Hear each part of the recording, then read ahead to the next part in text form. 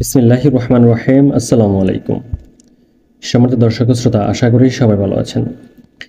আমি ইঞ্জিনিয়ার মোহাম্মদ মাসুদ রানা। আজকে আপনাদের সাথে কথা বলবো মাত্র 2% জায়গায় 3 বেডরুম বিশিষ্ট চমৎকার একটি বাড়ির ডিজাইন নিয়ে।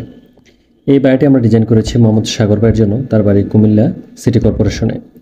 তিনি একজন প্রবাসী। তিনি আমাদের সাথে যোগাযোগ করেছেন। তার জায়গার মাপটা প্রথমে আমাদেরকে পাঠিয়েছেন এবং তিনি বাড়িটা কীভাবে তৈরি করতে চান, কয়টা বেডরুম হবে, টয়লেট, কিচেন কীভাবে কী করবেন, ডিটেলস সব কিছু আমাদের সাথে শেয়ার করেছেন। তো আমরা তার চাহিদার আলোকে শুরুতেই বাড়ির প্ল্যানটি সাজিয়েছি। এটি কয়েকবার কারেকশন করে ফাইনালি প্ল্যানটি করে আমরা 3D ভিউটি সাজিয়েছি এবং আজকে আপনাদের জন্য উপস্থাপন করছি। বিশেষ করে যারা এরকম ছোট্ট জায়গার মধ্যে 3 বেডরুম বিশিষ্ট বাড়ি তৈরি করার স্বপ্ন দেখছেন। তো বন্ধুরা, আপনারা শুরু থেকে শেষ পর্যন্ত ভিডিওটি দেখুন। আশা করি চমৎকার একটি ধারণা লাভ করবেন। আজকের ভিডিওতে বাড়িটির 3D ভিডিও দেখানোর পাশাপাশি বাড়িটির ফ্লোর প্ল্যান, কলামের সংখ্যা এবং এই বাড়িটি তৈরি করতে কী পরিমাণ বাজেট লাগবে তার হিসাব দেখাবো। তো বন্ধুরা, এটি হচ্ছে বাড়িটির ফ্রন্ট সাইড। ফ্রন্টে আপনারা দেখতে পাচ্ছেন আমরা এক পাশে একটি ব্যালকনি দিয়েছি, মাঝখানে আমরা সিঁড়ি দিয়েছি, সামনে একটি পোর্চ দিয়েছি। তো এই হচ্ছে আমাদের 3D ভিউটি। তো যারা এরকম বাড়ি তৈরি করার স্বপ্ন দেখছেন তারা অবশ্যই আমাদের সাথে যোগাযোগ করে আপনার স্বপ্নের বাড়িটি ডিজাইনটি আমাদেরকে দিয়ে করে নেবেন। এখানে আমার যে ফোন নাম্বারটি দেওয়া হচ্ছে, ফোনে যোগাযোগ করবেন, হোয়াটসঅ্যাপের মতো যোগাযোগ করতে পারেন। আর ভিডিওটি ভালো লাগে থাকলে অবশ্যই লাইক, কমেন্টস এবং শেয়ার করতে ভুলবেন না। আর চ্যানেলটিকে সাবস্ক্রাইব করে পাশে থাকা বেল আইকনটি বাজিয়ে রাখবেন। তো এখন আমরা চলে যাবো হচ্ছে বাড়িটির ফ্লোর প্ল্যানে। তো এইটি হচ্ছে বাড়িটির ফ্লোর প্ল্যান। তো শুরুতে দেখে নেব জায়গার দৈর্ঘ্য এবং প্রস্থ। জায়গার দৈর্ঘ্য হচ্ছে 30 ফিট আর প্রস্থ হচ্ছে 29 ফিট। এইখানে টোটাল জায়গার পরিমাণ হয় 800 স্কোয়ার ফিট জায়গা, সামনে পোর্চটি সহ। তো এই জায়গাটিতে মূলত আমরা 3টি বেডরুমের এই বাড়ির প্ল্যানটি সাজিয়েছি। তো শুরুতে হচ্ছে আমাদের পোর্চটি খুব ছোট করে আমরা দিয়েছি। 6 ফিট বাই 4 ফিটের পোর্চটি। এই পোর্চটি দিয়ে মূলত আমরা বাড়ির ভিতরে প্রবেশ করব। তো এটি হচ্ছে আমাদের সিঁড়িটি।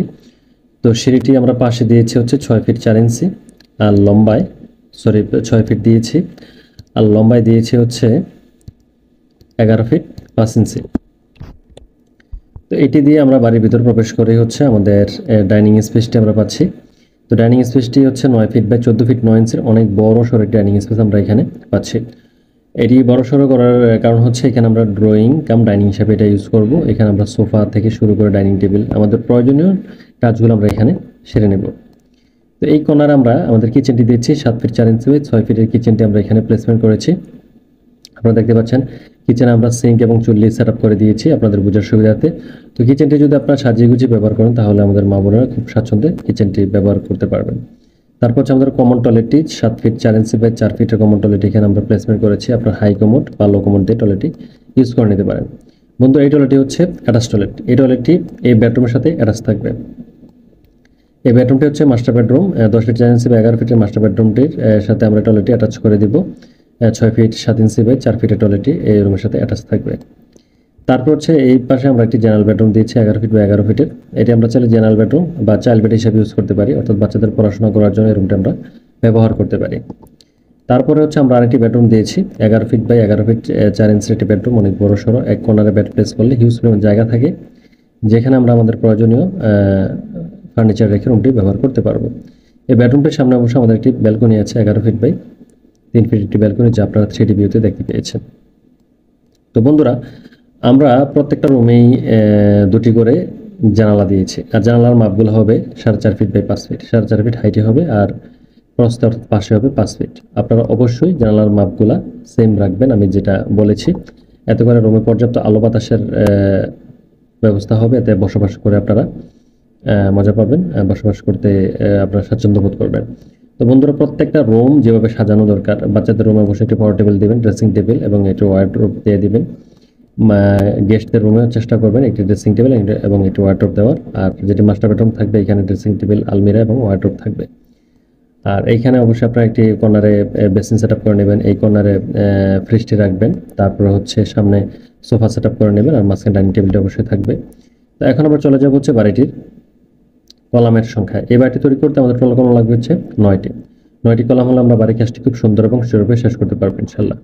তো বন্ধুরা, এখন যদি আমরা বাড়িটির কস্টিংয়ের দিকে যাই, অর্থাৎ বাজেটের দিকে যাই, তাহলে এই নান্দনিক ডিজাইনের বাড়িটি তৈরি করতে আমাদের যে বাজেটটি লাগবে তা হচ্ছে, যদি আমরা 3তলা ফাউন্ডেশন দিয়ে 1তলা কমপ্লিট করতে চাই তাহলে আমাদের এই বাড়িটি তৈরি করতে বাজেট লাগবে প্রায় 16 থেকে 17 লক্ষ টাকার মতো।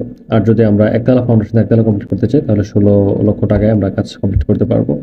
আর যদি আমরা একটু গর্জিয়াসলি করতে চাই, সাজিয়ে গুছিয়ে ভালো মানের টাইলস, ফিটিং, পেইন্টিং, ইলেকট্রিক্যাল সামগ্রী থেকে শুরু করে ভিতরে টুকটাক ইন্টেরিয়র কাজ করি, তাহলে আমাদের বাজেটটা আরও বাড়িয়ে নিতে হবে। তো বন্ধুরা, আপনারা যারা এরকম বাড়ি তৈরি করার স্বপ্ন দেখছেন তারা অবশ্যই আমাদের সাথে যোগাযোগ করবেন। এখানে আমার যে ফোন নাম্বার দেওয়া আছে, ফোনে যোগাযোগ করতে পারেন, হোয়াটসঅ্যাপের মধ্যে যোগাযোগ করতে পারেন। আমরা সমগ্র বাংলাদেশ ইনশাআল্লাহ সুনামের সাথে কাজ করছি। তো বন্ধুরা, আজকে পর্যন্ত আল্লাহ হাফেজ, আসসালামু আলাইকুম।